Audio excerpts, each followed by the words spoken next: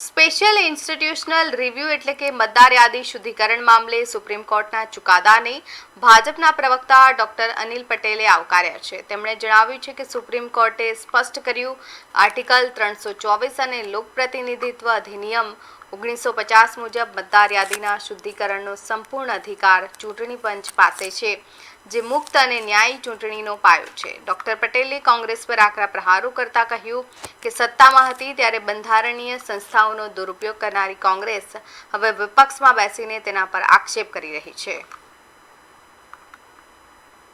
પંચે જે રીતે એસઆઈઆરના સંદર્ભમાં ચુકાદો આપ્યા અને એમના વિવિધ અવલોકનો બતાવ્યા, એને હું એસઆઈઆર પ્રક્રિયા એ સતત ચાલતી પ્રક્રિયા છે.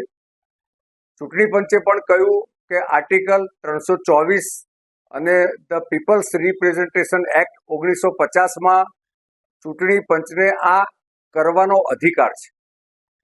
દેશમાં યોગેન્દ્ર યાદવ જેવા એક્ટિવિસ્ટ અને અર્બન નક્સલાઇટ અને એડીઆર જેવી કેટલીક સંસ્થાઓ સંવિધાનિક સંસ્થાઓની સામે આક્ષેપો કરીને દેશનું રાજકીય વાતાવરણ બગાડવાની કોશિશ કરે છે.